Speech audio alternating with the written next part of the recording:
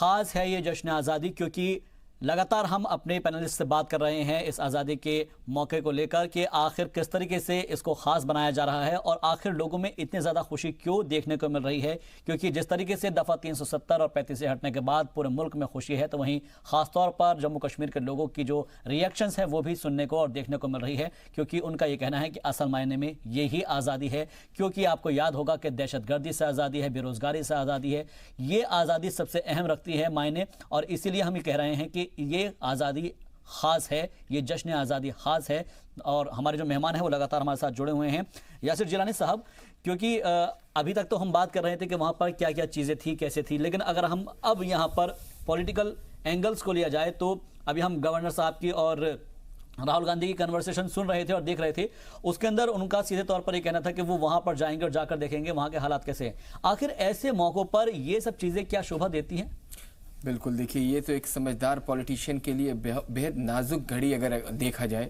आप और सब मेरा सवाल राहुल गांधी साहब से ये है कि आप क्या हैं इस वक्त जी? आप पहले अपने आप को क्लियर करिए। आप लीडर ऑफ अपोजिशन नहीं है, आप इस वक्त कांग्रेस के अध्यक्ष नहीं है, पूर्व अध्यक्ष हो चुके हैं, आप एक सांसद हैं। तो सांसद किस हैसियत से जाना चाहता है पूरे डेलीगेशन को लेके, ये हिंदुस्तान को और हिंदुस्तान के आवाम को जानना जरूरी है। आपका तो कोई राइट ही नहीं बनता। अधीर रंजन चौधरी चाहें, जो इस वक्त उनके अपोजिशन के लीडर हैं, वो कोई डेलीगेशन लेके जा सकते हैं। अच्छा, डेलीगेशन में भी आप एक मजाकिया अंदाज, एक आपका एक ऐसा अंदाज है जिसमें कोई संजीदगी नहीं दिखाई दे रही है। आप क्या करेंगे जाके?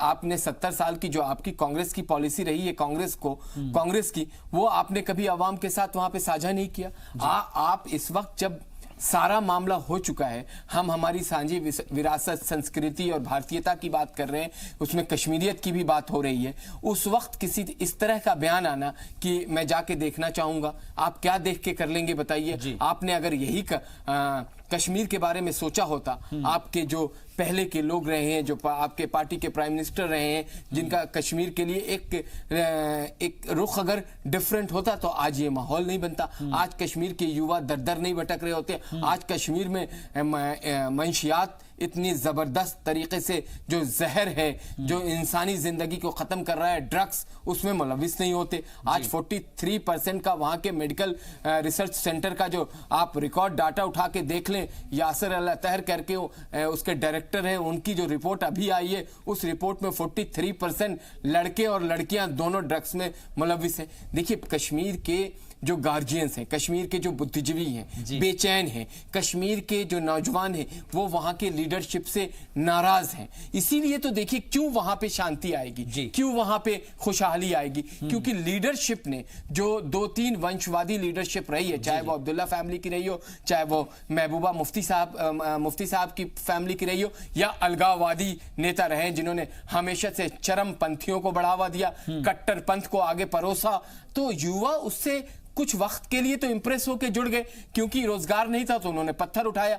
पत्थर भी उन्होंने फ्री में नहीं उठाया, पर पत्थर के 500 रुपए रेट रखे गए और उस रेट के बदले जो बेरोजगारी है वो और बढ़ती चली गई। उन्हें लगा कि हर जुमे में हमें पत्थर मारना होगा, 500 रुपए मिल जाएंगे, एक महीने में 4 जुमा आता है, 2000 रुपए उनके बन गए, उन्हें कुछ काम करने की जरूरत नहीं। लेकिन ये सिलसिला कब तक चलेगा? अब जो लड़के पढ़ने लिखने लगे, जब वहां के एजुकेशन का स्तर बढ़ने लगा, तो ये पत्थरबाजी भी खत्म हो गई। आप देखिए कि पिछले 6 महीने से कोई इस तरह का इंसिडेंट बताइए। 370 जिस दिन से हटा है, कोई एक इंसिडेंट बताइए। अच्छा, ये एक तरीके से जो हमारे विपक्ष के लीडर हैं, चाहे कांग्रेस के लीडर हो और उनके लाइक माइंडेड, वो कह रहे हैं कि हम ज्यादा फोर्सेस डिप्लॉय कर रहे हैं तो वहां पे मानव अधिकार का हनन हो रहा है। कहां से हो रहा है? आपकी सिक्योरिटी फोर्सेस आपकी सिक्योरिटी के लिए खड़ी है। क्यों खड़ी है? क्योंकि जो बाहर वाला आपके बराबर का मुल्क है, वो इतना खतरनाक है, उनके अंदर इंसानियत नाम की चीज नहीं। वो कब आपको के ऊपर धोखे से वार करेंगे, किसी को अंदाजा नहीं।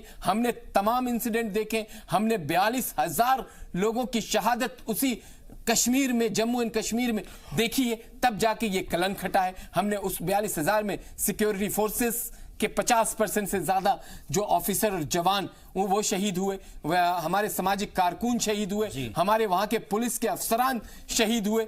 तो इन सब के बावजूद भी अगर कांग्रेस पार्टी को और उनके लाइक माइंडेड लोगों को लगता है कि कश्मीर में 370 हटा के इस सरकार ने कुछ गलत किया है, तो मुझे लगता है भगवान उन्हें भी सद्बुद्धि दे, क्योंकि अगर उन्हें सद्बुद्धि देगा तभी कश्मीर के हालात, देखिए कश्मीर के हालात डे बाय डे, और हमने देखा है जिस तरह की सुखद तस्वीरें चाहे अजित डोभाल साहब की कश्मीरी भाइयों के साथ आई हो, चाहे वो ईद के एक दिन पहले डल गेट से लेके ग्रेटर कैलाश तक का जो इलाका है श्रीनगर का, वहां से खरीदारी करते हुए कश्मीरी भाइयों की आई हो, चाहे वो कुर्बानी के जानवर हो, चाहे उनके कपड़े हो, चाहे उनकी मिठाइयां हो जो ईद के अवसर पे मुस्लिम भाई लेते हैं, वो देखा गया। चाहे आप जितनी भी इस तरह की जो स्टेडियम में तैयारी चल रही है वो देखिए, आप मस्जिदों में इन लोगों ने एक प्रोपेगेंडा चलाया कि मस्जिद सारी बंद रही। मैं आपको आपके माध्यम से जी सलाम के व्यूअर्स को यह बताना चाहता हूं कि तमाम सुदूर कश्मीर की भी मस्जिद ईद उल अजहा की नमाज बहुत जोश और खरोश के साथ मनाई गई, लोगों ने नमाज पढ़ी। कश्मीरी लोग बहुत अमन पसंद तरीके के हैं, ये सब जानते हैं। अगर उनको कुछ लीडरान बहकाए नहीं तो वो भी शांति चाहते हैं, वो मोहब्बत फैलाना चाहते हैं। लेकिन उनके जो कुछ लीडरान हैं, शाह फैसल जैसे आदमी को आप देख लीजिए जिसने आईएएस में टॉप किया, आपकी क्या सोच होती जा रही है? आप युवाओं को क्या सीख देंगे? आप जब अपने ही मुल्क में अपने ही एक सूबे के लिए एक खतरनाक मंसूबा अगर बनाएंगे तो मुझे लगता है कि आपको युवा एक बार तो सुन लेगा, दूसरी बार आपको वहां से धक्का मार के निकालेगा। ये कश्मीर की रियल स्थिति है इस वक्त। शाहबाज साहब, ठीक है। लेकिन संजय चड्ढा साहब, मैं अभी एक और आदादा शुमार का जो क्योंकि हम जिक्र कर रहे थे 2007 से 2012 के अगर 5 साल इस मंसूबे की बात करें तो पूरे मुल्क के अंदर 57 लाख करोड़ रुपए खर्च हुए थे, और इसमें मैं देख पा रहा हूं कि अकेले इसमें जम्मू कश्मीर पर 51,000 करोड़ रुपए अकेले खर्च किए गए हैं। और उसके बाद तस्वीर आज हम देख पा रहे हैं कि आखिर कितने हैं वहां पर। डेवलपमेंट पूरा रुका हुआ है, वहां की हम खबरें दिखाते रहते हैं कि वहां पर बच्चों को आरटी क्योंकि वहां पर नाफिज नहीं हो पाता था तो राइट टू एजुकेशन नहीं मिल पाता था, ना आरटीआई नाफिज हो पाता था। तो ये सब चीजें जब दफा 370 हटने के बाद नाफिज हो जाएगी तो वो 51,000 करोड़ रुपए तो काफी अच्छी तरीके से इस्तेमाल किए जा सकते हैं। बिल्कुल सही फरमाया आपने। जैसे अभी बिशंबर दयाल साहब कह रहे थे कि देखिए वो उस वक्त की जरूरत थी, उस वक्त 370, हम उस पर कोई कमेंट नहीं कर सकते, और कमेंट कर सकते हैं सिर्फ इस वजह से कि उस वक्त की वो जरूरत थी, वहां के सूरत हाल वैसे थे, तो उस वक्त वो किया गया। लेकिन जैसा कि अभी आपने डाटा दिया कि इतना बड़ा अमाउंट गया, लेकिन वो जो हार है वहां पे, जो हार हो रही थी वो मुकम्मल तौर पे चल रही थी। कोई विक्ट्री का साइन ही नहीं है, कोई हम देख ही नहीं पा रहे कि वहां के बच्चे जो हैं खुश हैं, ये हम देख ही नहीं पा रहे। वहां पे कोई एस्टेब्लिशमेंट में कोई बढ़ोतरी हो, वो बहुत स्लो पेस पे हो रही थी।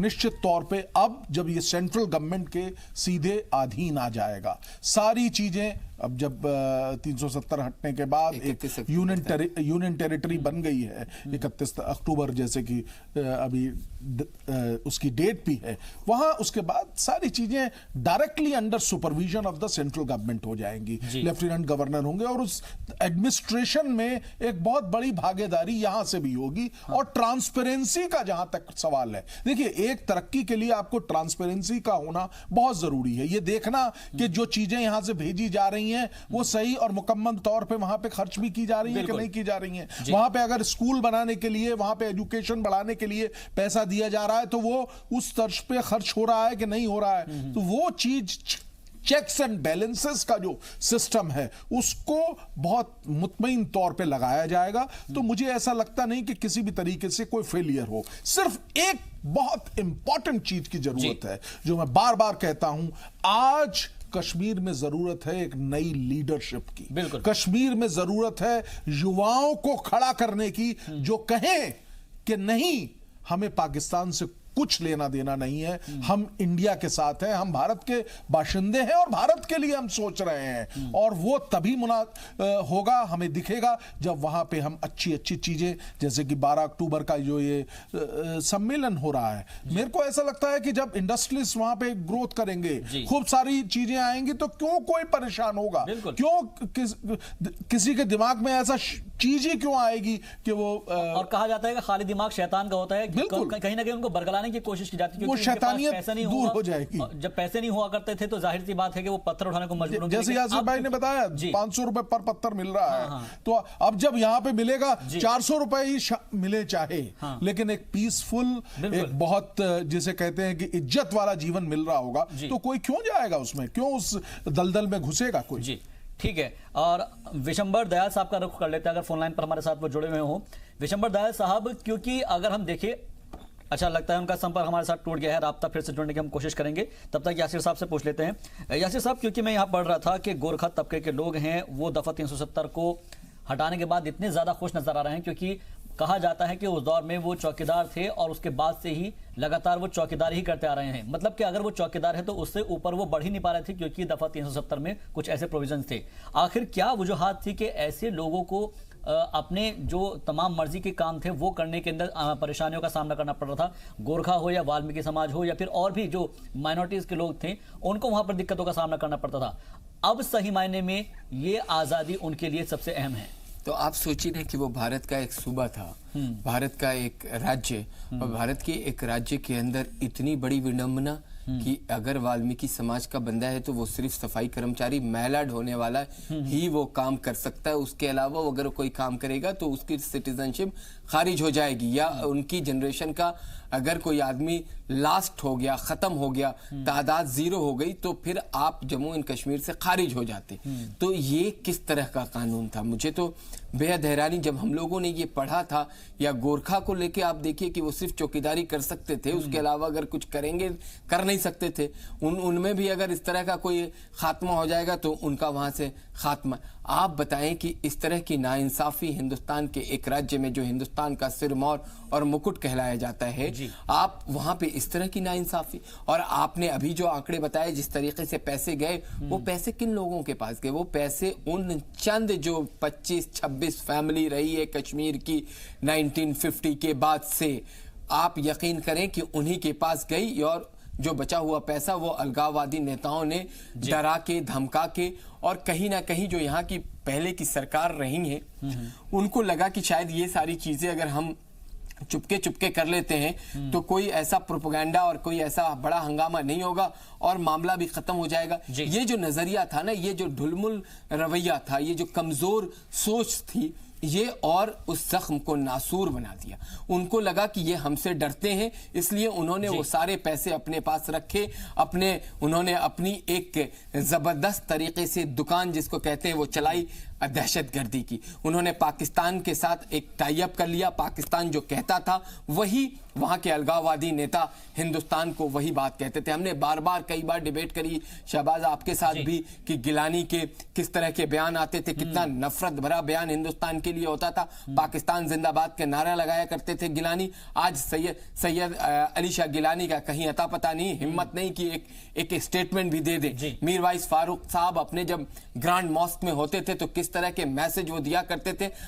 मुझे वो दिन भी याद है जब अयूब पंडित की लिंचिंग बर्बरता के साथ उनको उस मस्जिद के बाहर उनके मैसेज देने के बाद मार दिया गया, और हिंदुस्तान में सब मुख्य दर्शक बन के उसको देख रहे थे, सुन रहे थे। उस पे अफसोस के अलावा कुछ कर नहीं सकते थे, क्योंकि आपके पास शायद ताकत की कमी थी। लेकिन अब देखिए वो सारी चीजें बदल गई। एक तो रियासत केंद्र शासित राज्य हो गया। संजय जी ने कहा सही कि अब सारी ताकत जो है वो केंद्र के पास रहेगी।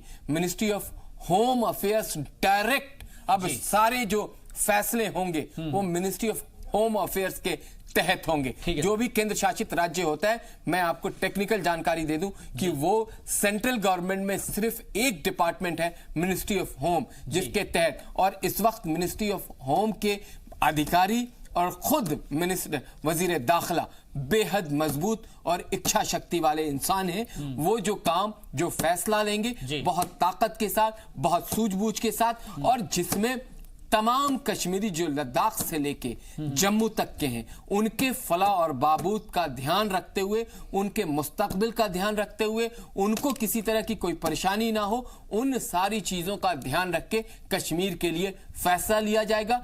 कड़ा फैसला होगा। बिल्कुल कड़ा फैसला। अलगाववादी नेताओं को 2-3 मैसेज मैं आपको बता दूं, छोटे छोटे। हाँ। एक तो चाहिए कि पाकिस्तान से जो उनके पास सोच थी अब खत्म कर दें। यहाँ के जो मेन स्ट्रीम के लीडर हैं वो भी अपनी सोच को खत्म करके मेन स्ट्रीम में जो योजनाएं भारत सरकार की हैं जो वहां पे लागू करानी है वहां तक लागू करें। युवाओं को जिस तरीके से सरकार ने एक रोड मैप दिया है और कहा है कि आप पंचायत से लेके मेंबर ऑफ पार्लियामेंट तक आप लीडरशिप अपनी कायम कीजिए, ये एक बहुत बड़ा रोड मैप है, एक बहुत बड़ा ऐलान है वहां के युवाओं के लिए कि आप फैमिली वंशवाद और जो अब तक आपको लूटते रहे हैं उनसे अलग होके अपनी क़यादत वहां खड़ी करिए। और वो क़यादत भारत की होगी, भारत की सोच की होगी, भारतीयता की होगी और कश्मीर के लिए भी वो अपने आप में एक बहुत मजबूत इरादा रखेगी। तो कश्मीर का मेन स्ट्रीम जो हमारे दूसरे राज्य हैं उसके बराबर में उस केंद्र शासित राज्य को आने में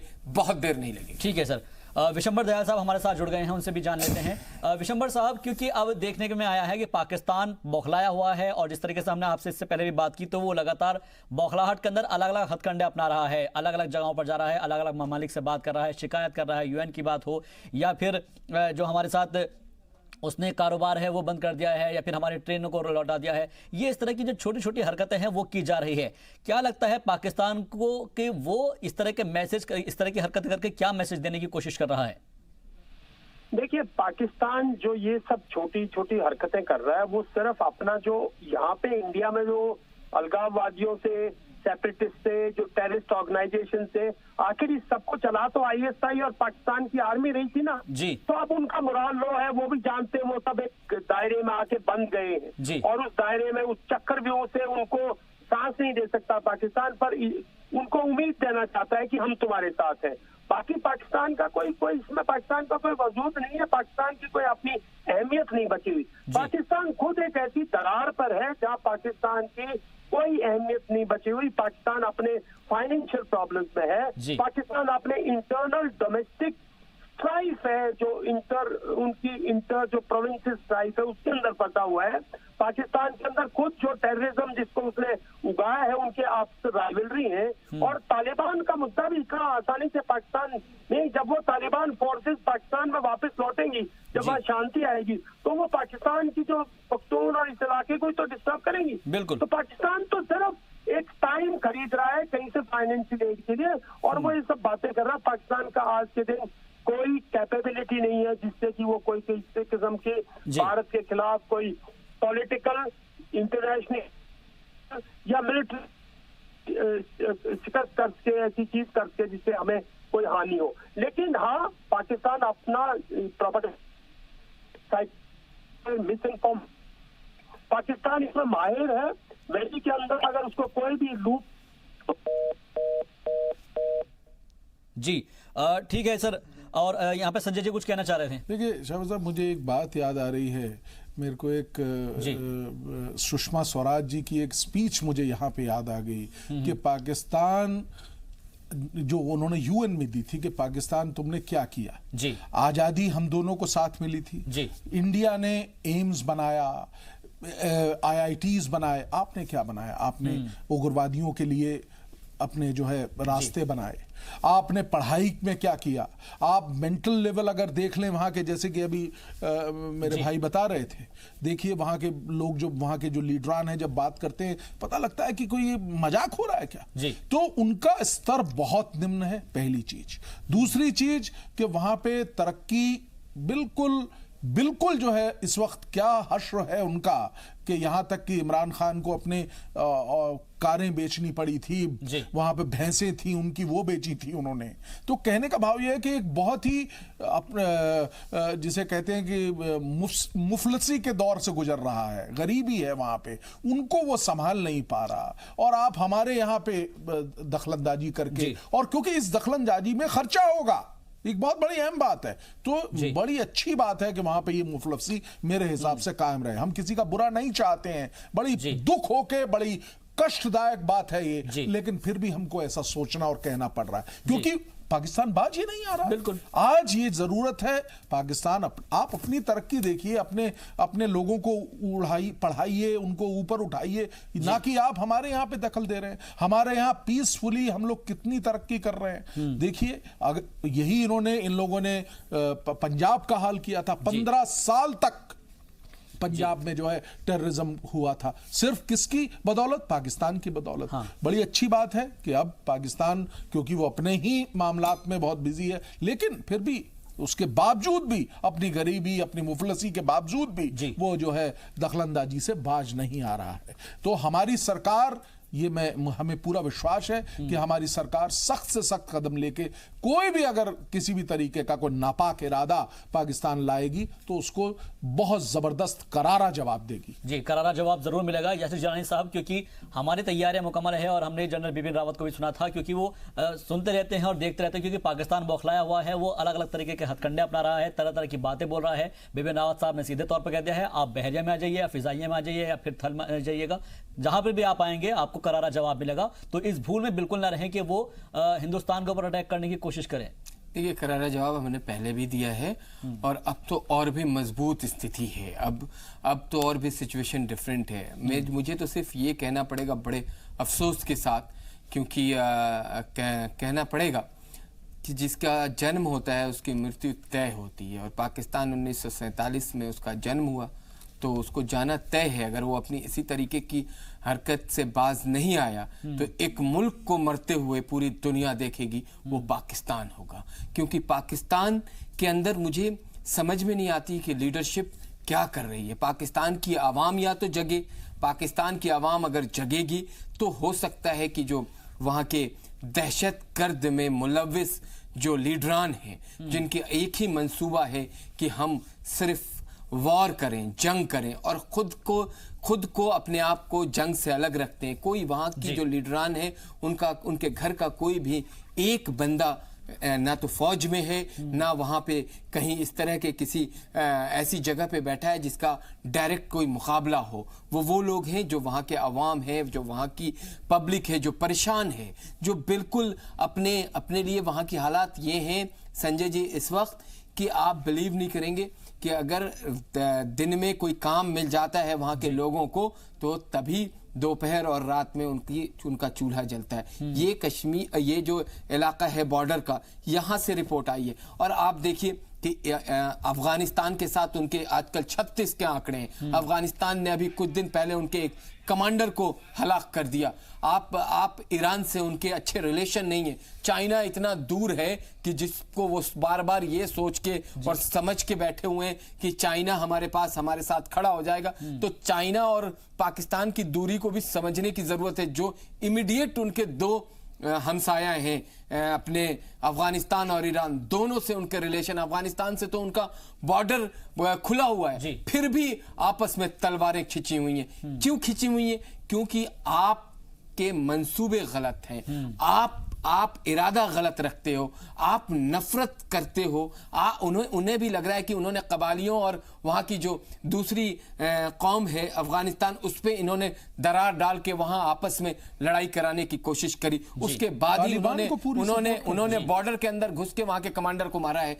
ये सारी चीजें उनके सामने हैं। उसके बाद भी एक ऐसी ताकत के सामने वो आके बार बार खड़े होने की कोशिश करते हैं। मुझे तो लगता है कि वो चढ़ाने की कोशिश करते हैं, क्योंकि उनकी औकात कुछ भी नहीं है।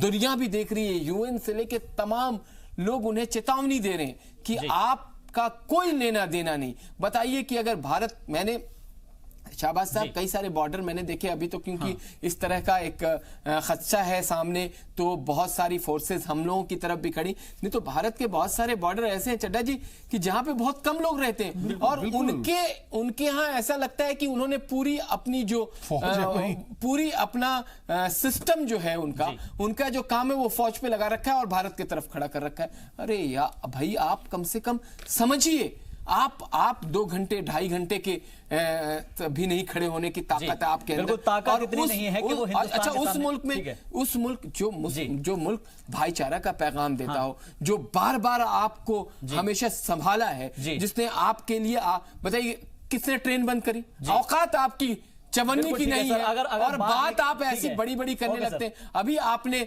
मार्केट जो बंद किए, हाँ। आपके यहाँ कुछ चीजें आसमान पे चली गई। बिल्कुल, यही वजह है। मैं उन चीजों के नाम इस वक्त नहीं जोड़ना चाहूंगा। जलानी साहब, मतलब जो चीजें संजय जी 50 रुपए किलो थी, वो 500 रुपए किलो हो गई है। लोग वहाँ जूते लेके मेरे पास बहुत बेहद कमी है, लेकिन बात क्योंकि अगर निकलेगी तो दूर तक जाएगी। यही बात है, क्योंकि अगर हम अपने पर आ जाए तो फिर आपको भूखे पड़ने की नौबत आ जाएगी। लेकिन पाकिस्तान जो है वो अपनी हरकतों से बाज नहीं आ रहा है, मगर उन सब चीजों को दरकिनार करते हुए हमें अपने जश्न आजादी को अच्छे तरीके से मनाना है। और यही हमारी खूबसूरती है कि सब लोग एक साथ मिलकर इस पैगाम को आगे बढ़ाएंगे कि हम सभी एक साथ हैं। कश्मीर भी हमारा है और कश्मीरी भी हमारे हैं। आप सभी मेहमानों का हमारे साथ जुड़ने के लिए बहुत बहुत शुक्रिया। संजय जी आपका भी, यासिर साहब आपका भी, और विशंबर दयाल साहब आपका भी। और एक मरतबा फिर से आपको बता दें कि लगातार हमारी ये कोशिश रहती है कि किसी भी तरीके से जितने हमारे कश्मीरी भाई हैं उन तक ये पैगाम पहुंचे कि हिंदुस्तान की जो सरकार है, जो हुकूमत है, वो आपके मफाद के लिए, आपकी अच्छाई के लिए ही काम कर रही है।